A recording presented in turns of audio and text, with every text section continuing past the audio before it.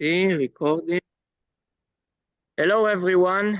Today I have with me a very important guy that was born in Iraq, served in the Iraqi military. Is that right?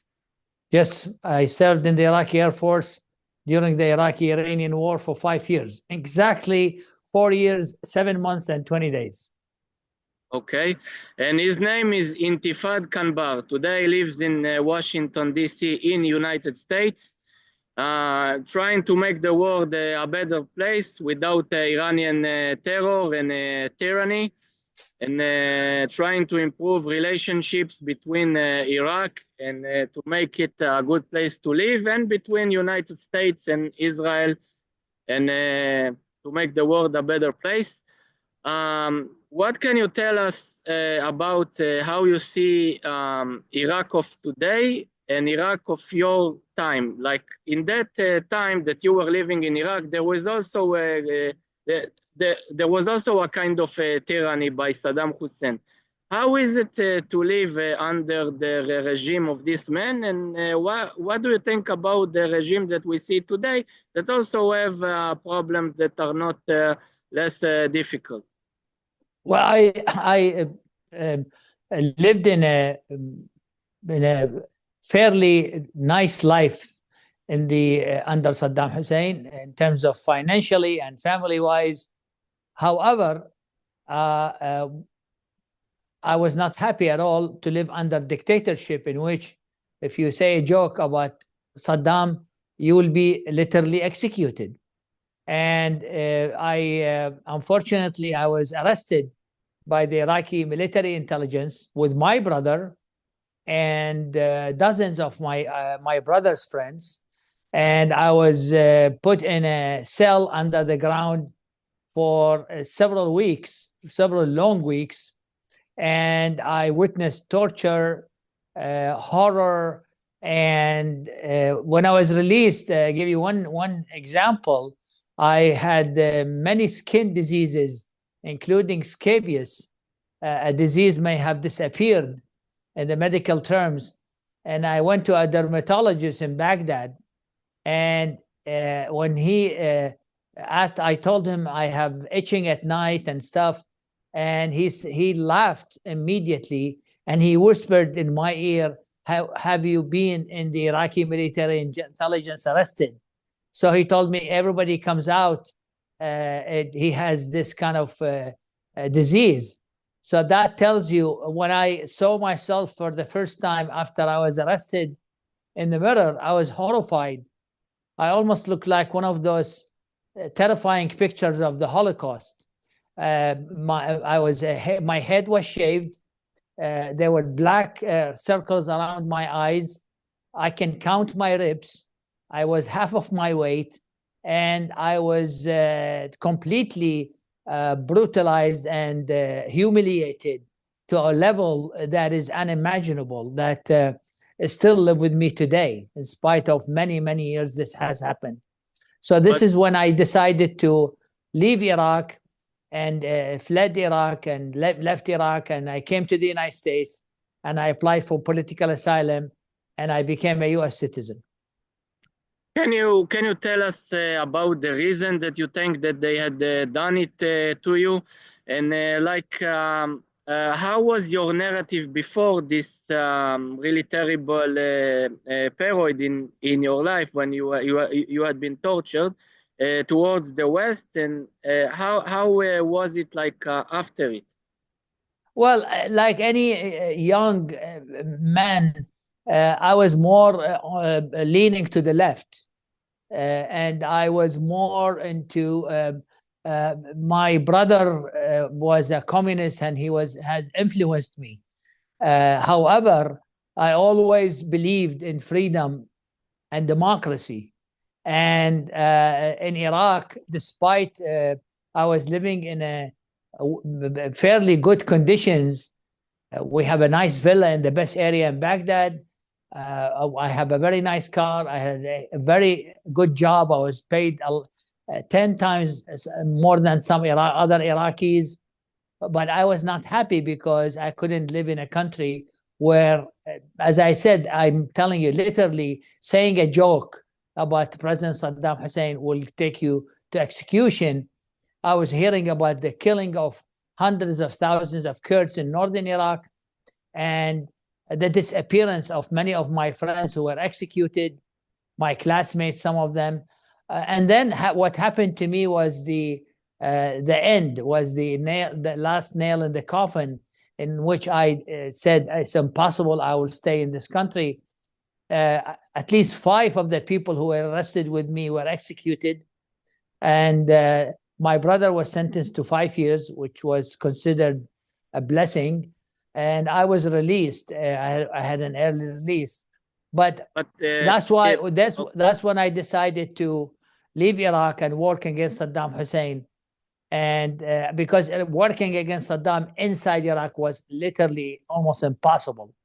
So when I came to the United States, I was thirsty to work with the Iraqi opposition. And I met Dr. Ahmed Chalabi in 1993 in Boston. And that's when I started working with him from 1993 until he died in 2015. But Intifad, when you are saying an Iraqi opposition, everyone thinks that you speak about Iran and the Shias, because they were the opposition at that time. So that's very true. What is the meaning about opposition? Actually, they were Shia and Kurds mainly. And the Kurds were always pro-United States, pro-West. And the Shia at that time who were working with us were telling us we are unhappy being in Iran as refugees. The Iranians are mistreating us.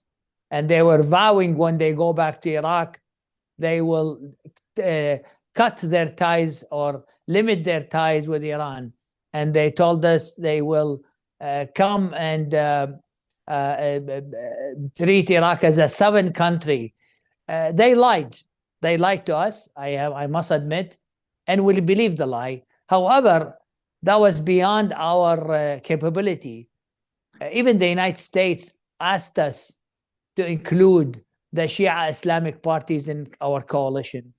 That was part of the problem, because today you see what's happening with Iran. They have destroyed the country, and it's not a better country to live in than the time of Saddam Hussein. At least in the time of Saddam Hussein, with all the cruelty, and he was a terrible man that should have been put out of his role, but at least was some stability and some order. How There's not. I don't believe in the stability under Saddam. Stability under iron fist rule, stability under killing. There were more killings happening under Saddam Hussein than now. But there was no media to report that. There was no opposition to say that. As I told you, in 6 months, in 1988, 86, and towards 88, in 6 months, Saddam destroyed 6,000 Kurdish villages and killed 180,000. Just yesterday they found a mass grave way down in the southwest in the desert in Iraq, in Samawa, filled with Kurdish civilians killed with shots in the back of the head. So I wouldn't call this stability. In fact, Iraq was never stable since it was incepted by the colonial British in 1921. From 1921 until 2003, there has been at least 9 coups d'etats and 7 major wars, including 4 or 3 with Israel, and the rest internal wars. That's not a definition of a stable country. So the conventional wisdom was Iraq was stable and then became unstable in 2003 is absolutely a lie. Iraq was never stable. Iraq was never a successful country, and Iraq was never a democracy until 1958. There was a monarchy and there was a semi-democracy and some sort of freedom. But in 1958, when a bunch of Iraqi military junta made a coup d'etat, Iraq was declining year after year, and we never saw democracy or freedom. And the country was ruled by iron fist and coercion and killing and executions, and one regime after another and worse. this is not a definition of a stable country. Just because people didn't hear much about Iraq, as I said, because they were dictatorship. In 2003, all the differences between Iraqis, all the divisions which was under the ground, put under the ground by the pressure of dictatorship regime, of the Ba'ath regime, the Ba'ath chauvinistic party, which is the same party ruling Syria, kept it under the ground. When you give the people freedom, all the differences and all the problems that was hidden under the ground comes to the surface. Look, Intifad, what I want to try to explain is that the West is with this regime plan in Iraq, wanted to change the regime. The same thing happened also in Libya, also in Egypt. And I'm trying to say that this shift between a Shia or Sunni regime that is changing from one period to another in any country in the Middle East doesn't solve the problem. So what happened in Iraq, that the Americans had built the Iranian terror, they had built the militias, because they said in the start, after Saddam was executed and was out of his rule, we need to help them to have police of their own to guard themselves. Maybe they need the force to protect themselves, so they started to have those militias. And also, you see that leaders that had the bloods of 100 or maybe thousands of Americans on their hands, like Muqtada Sadr, that right now is a politician, had been released. Also, Qais Ali, the leader of the extreme Iranian militia that is poisoning the country, of Asab al-Haq, is a part of the democratic process, so-called. The American. So that was part of the American mistakes. Qais al-Khazali, I just tell you one thing, kidnapped my nephew. My nephew was a U.S. soldier in Iraq, and I negotiated with Qais al-Khazali in prison twice. They brought him to me with an orange jumpsuit and shackled with chains. And the United States decided to release him to the Iraqi government to go on trial. Look at the joke. But that shows you sometimes the United States is very naive. They believe that the Iraqi Shia-led government and Noor al-Maliki will put him on trial. The day Qais al-Khazali was released, al-Maliki gave him a palace next to his palace. They wanted to use it as an opposition against Al-Qaeda, but the funny thing that that's not the case. The case is basically there was a lot of misunderstanding by the United States how to deal with those terrorists. Qais al-Khazali should have never been released, should have ended up in Guantanamo Bay, for example, or executed, whatever, but he should have never lived through. Qais al-Khazali today has a very important block in the Iraqi parliament, and he is the biggest oil smuggler in Iraq. He's providing Iran with billions of dollars. And you know what providing Iran with billions of dollars means? Means more terrorism. Iraqi fuel. No, if I'm wrong, the Iraqi fuel is part of their economy. They're also controlling 50% of the electricity. So the problem with Iraq is basically, we can speak all this the whole day. The problem with Iraq is a fundamental problem of the formation of Iraq. The Sykes-Picot Treaty or Pact, which created these countries, Iraq and Syria, created it on wrong premises. For example, Kurdistan, Iraq, should have never been part of Iraq. Churchill himself in 1921, he was the minister of colonization. He was against attaching Kurdistan to Iraq, and he wanted to make Kurdistan, Iraq as a separate country, as a buffer between Turkey and Iraq. But you see that the United States right now are not helping their own fellows, the Kurds, to have a country of themselves, and they don't. Exactly. That's a mistake. That's a mistake. That's a mistake. The Kurds are faithful allies to the United States, but they are the United States continue to insist to keep Kurdistan without Iraq. And Kurdistan should be an independent country, or at least a confederalism with Iraq with their own economy and our budget and our oil. However, this is not happening. What can we do? But also, I mean, we have to look at the reality of the politics. Israel, after October 7th, was able to change the tide of the Middle East. This is good. Israel was able to destroy Hezbollah, destroy Hamas, and destroy all the Iranians' arms in the region. And Bashar al-Assad fell because of the destruction of Hezbollah. I think now we have an opportunity, but we have to be careful how to use this opportunity. But my question is, do you think that sometimes the West is trying to help terror organizations in order to them to serve their own political and international goals? Like they supported Al-Qaeda 30 years ago against Russia, and then it exploded to them in September 11. And then after that, they had started to support the Iranian terror in order to make them an opposition against the Sunnis, and that was the mistake.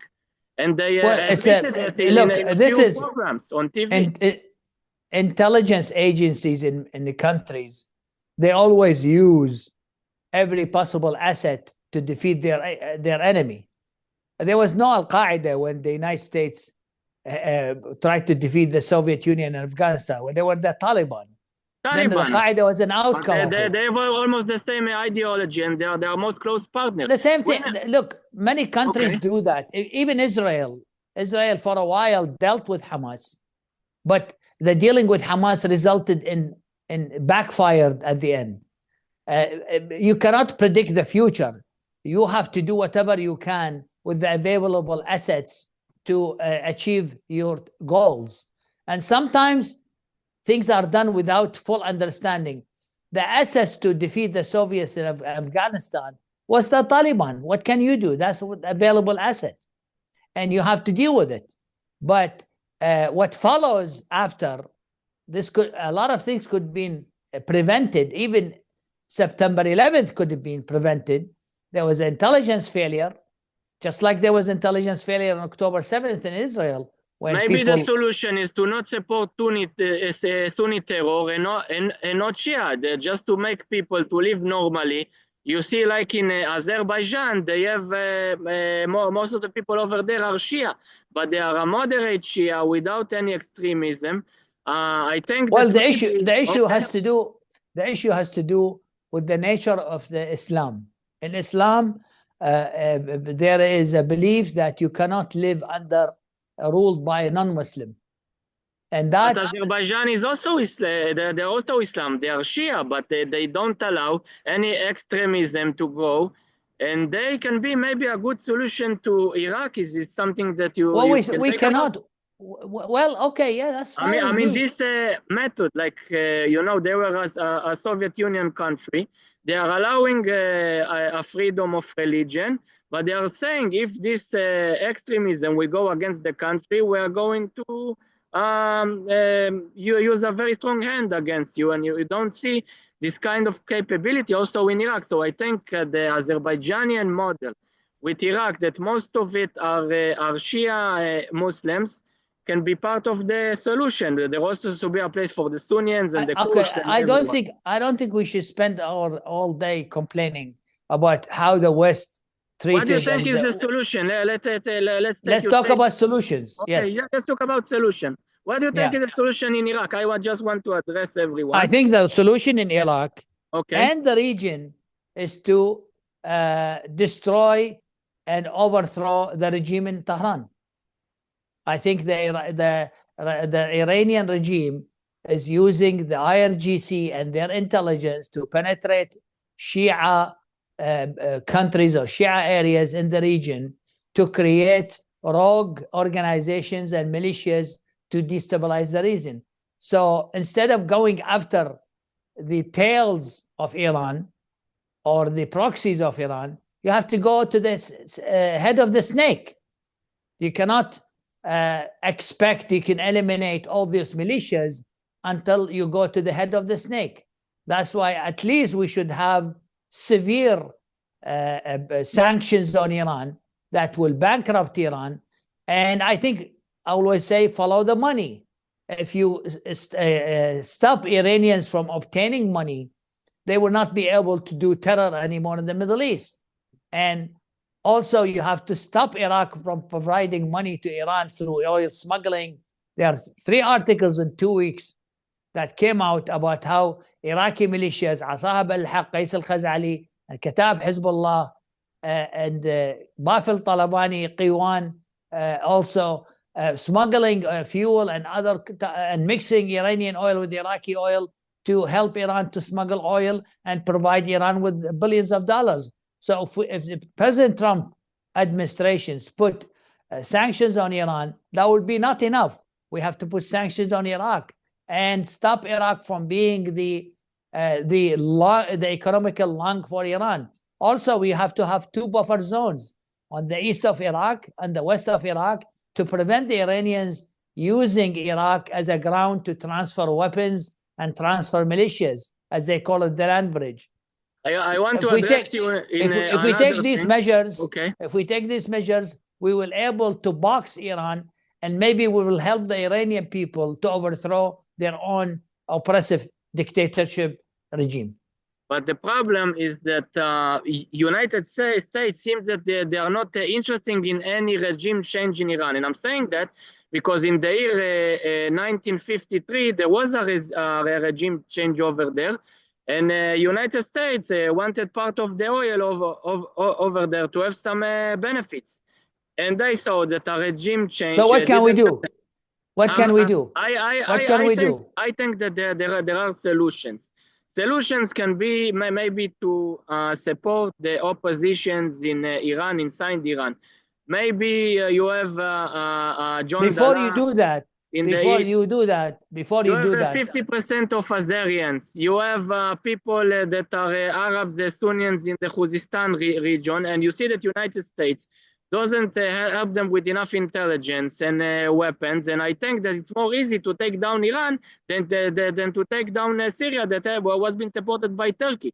So if United States will want to take down Iran with all those support, with all those many opposition groups, that they are the majority of Iran, not the IRPC, the Corps Guard, I think this thing is very possible, but United States doesn't really want, because the United States is intervening only on 2 cases. One case is if it's a immediate national threat to the homeland, like in Afghanistan, or if they can benefit something, and if they see that they cannot benefit from the oil, and it's not an immediate threat, they're going to take them tomorrow, so they don't intervene. They will say they will give and sell weapons to Israel, maybe to Jordan, but they won't really do something to take down the country. Okay, if they don't want to get into a ground force operation with them, like with Saddam Hussein, at least give them intelligence, give them money, help the Kurds, give them weapons, give them supply, like you do to Ukraine. I think this thing can take days.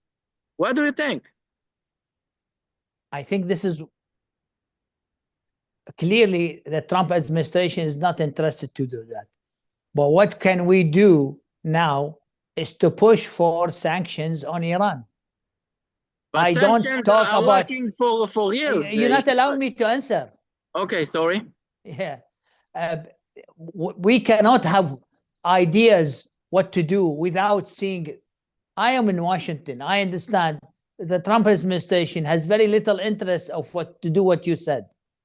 But what we can do is to push the Trump administration to something we can achieve, which is sanctions on Iran and secondary sanctions on Iran. If Iran is sanctioned and if Iran is blocked from bleeding Iraq of money, we will be able to weaken the Iranian regime to the point that will give a chance to Iranian people to rise up and remove their own regime.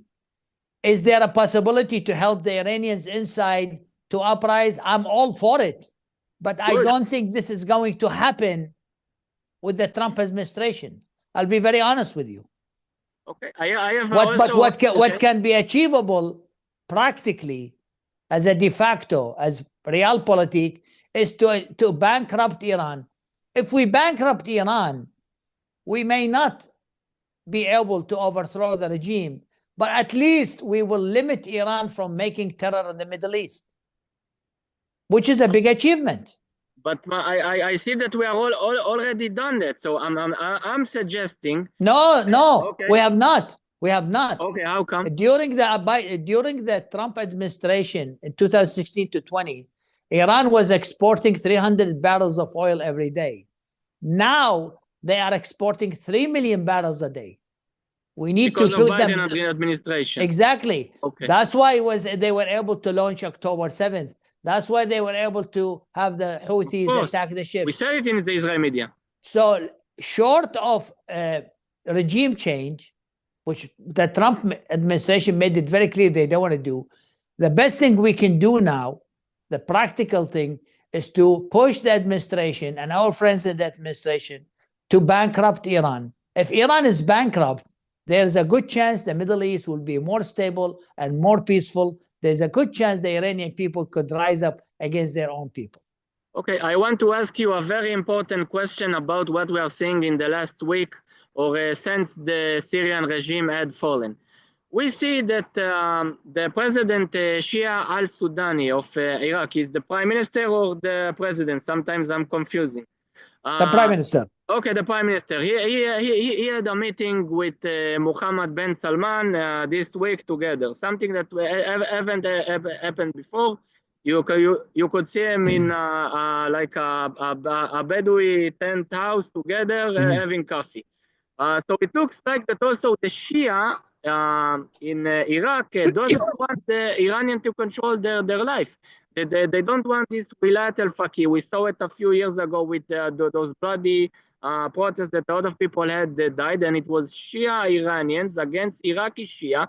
Also, Ali Sistani is one of the most, maybe if not the most important figure in Iraq, doesn't want Iran to control the country. Muqtada al-Sadr doesn't want Iran to control the country. Most of the people in Iraq, also in the media, speak about dismantling the Iranian militias. But and also the prime minister started to talk about it. He also took back refugees from Syria that were related to the regime in buses, sent them back to Syria because we don't want any connection with you with this crime regime. So I'm asking you, is there an ability that how the prime minister is acting right now, that is switching sides to the Sunni and moderate side regimes in the region? And also you see that the Shia people don't want those Iranian controls militias on their life. Do you think is there enough critical mass also from the Shias in also from the Shias in Iraq that can take this down? Can take this regime down? No, because Iran is still strong and still has influence. We need to bankrupt Iran first. Prime Minister Sudani is a very weak prime minister. He cannot stand in the face of Iran. He was chosen by the same militias who are working for Iran, by what's called the Itar al-Tansiqi, the coordination framework. And he will not be able to stand in front of them. So he's corrupted too. That's what you are saying. He's not part of the solution, he's part of the problem. But what about the people? Because also the Shia people, most of them... No, he could be part of the solution if Iran is weakened. Once Iran weakened, there will be many opportunities rising in the Middle East. As long as Iran continue to be rich and have money to spend on terrorism, we're not going to expect that things are going to get much better. Israel used its military power to dismantle and destroy Hezbollah and Hamas, but that's not enough. We need to destroy the money-making capability for the Iranian regime. Iranian regime without money, they would not be as harmful as now. And we saw that. 2016 to 2020, there was never October 7th. There were never any attack on Israel or the region. And Iran was the Iranian regime was trying to survive. The same thing now. We have to bankrupt Iran. That would be a good step. President Trump made a promise to do that, and I trust him. All the people working for President Trump are going to bankrupt Iran, and there will be secondary sanctions which will punish not only Iran, punish the people who purchased from Iran, which will be good. I am optimistic in that regard. There is something that you would like to say to us about the regime change in Syria. It cannot like switch again to the same problem that we had after September 11, and maybe other terror organizations like Al-Qaeda or ISIS can take Iraq again and to control it, or maybe to start a civil war, Shia against Sunnis. Do you think that something like that can happen in the future, or maybe in the close future? I think you should not look at the Middle East as Shia and Sunnis, because Iran was able to make a very good relationship and fund a very extreme Sunni organization like Hamas. Hamas, yeah. Yeah, there's no such thing. The Sunni and Shia factor plays, but it's not the only factor. The majority of the Shia in Iraq hates Iran. And but the 1%, but okay, the 5 or 2% of the Shia who has the weapons and the militias control the 98%. That doesn't matter. The people without weapons cannot overthrow a regime. We saw that. That's why Iraqi people hated Saddam for 35 years, and they were never able to overthrow him until the United States came to overthrow him. The same thing for Hitler. If it wasn't for the invasion of Europe, East and West, Hitler would have stayed in power. No one can remove him from power. There were many attempts against him by the German people that failed. So the same thing for the Iranian people. Unfortunately, people are disarmed with IRGC members, about 2 million. The people cannot, by demonstrations, overthrow a regime. Demonstrations never overthrow regimes in the dictatorship. A brutal regime like Iran. But again, what we can do is to bankrupt Iran. And thanks God, that will be the policy of the Trump administration. Biden opened the money, the gold mine for Iran to take money as much as they want and enrich them and pay them $6 billion for hostages and other things. And that's a very natural result that Iran became very strong. We also had a lot of criticism about this in Israel. Look, we have only a few minutes, so I wanted to ask you about a part of your work. What are you doing right now or during this year that you are trying to change the reality? Well, my biggest priority, I have an organization in Washington which is called Kurdish Protection Action Council. And what we do is to promote the cause and the alliance between the Kurdish people and the United States. I think the Kurdish people in Iraqi Kurdistan deserve to have an independence, or at least a confederalism with Baghdad, that they will have their separate economy, they will have independent. I am for two-state solution, but not the two-state between Israel and Palestine. I'm for two-state solution. Jihad state in Palestine, and the Kurdish people doesn't have any. We want to have a two-state solution for the Kurds and Iraq. What about what Trump said lately, that he's backing up Erdogan? He said that they wanted this zone in the north of Syria, that he can take those places because those are ancient Turkish places. So he said he's a smart guy. He haven't said that this is genocide, that these are a really bad thing against human rights, what they are doing to the Kurds. You see that this... the situation in Syria is different. Okay. It's very much different from Kurdistan, Iraq. The situation in Syria is very complicated. The SDF. What Syria Democratic is a offshoot of the PKK.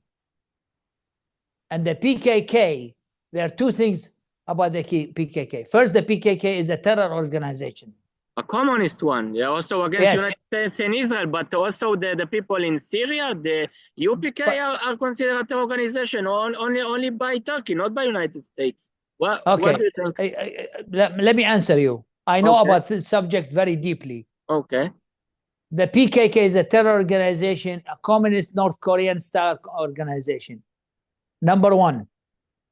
So Israel and the United States should not be working with the SDF because SDF is a terror organization. The second thing, the PKK is supported by Tehran, by Iran. And we know for a fact that the Assad regime and Iran is going to use the PKK and the SDF as a way to come back to Syria. Okay, those things are very new to us. We haven't heard it in Israeli media. We are very glad that you are saying. But I talked to some people, key people here in Israel, and I educated them about this. Iran lost their Shia militia arm. Now they're going to use the Kurdish arm, which is the PKK. In fact, Iran now is forming a Kurdish Hezbollah. Wow. Yeah. So we have to be careful. In the Middle East, the enemy of your enemy is not necessarily your friend. The SDF is a dangerous organization and is funded and supported by the PKK. And the PKK is funded and supported by Tehran. Wow. I think that we should bring you to say those things on Israeli TV because we only have 1.5 minutes left. So yes, we have to. Okay. People don't know. People don't pay attention to that. We have always to think if Iran has lost Syria and if Iran has lost Lebanon, are they going to sit on their hands and do nothing? I'm sure they have a plan. And Khamenei said we're going to have young Syrians who's going to go back and overthrow the current regime. And so we are now between a jihadis, Hayat Tahrir al-Sham, HTS, and SDF, which is a PKK. But so we cannot work with the normal people also in Iraq. And I think there has to be a negotiation and conversation between the United States and Israel and Turkey. The two main powers in the Middle East now is Israel and Turkey. And let's be honest with you also, we cannot win by fighting Israel and Turkey, by fighting Iran and Turkey at the same time. You either choose to be with Turkey against Iran or with Iran against Turkey. I think with Turkey against Iran, but this meeting Zoom is going to over because of this computer. Entifad Qanbar, thank you very much. We will be very happy to see you in Israeli media soon, and we will stay in touch with you. Thanks to everyone that were in this interview.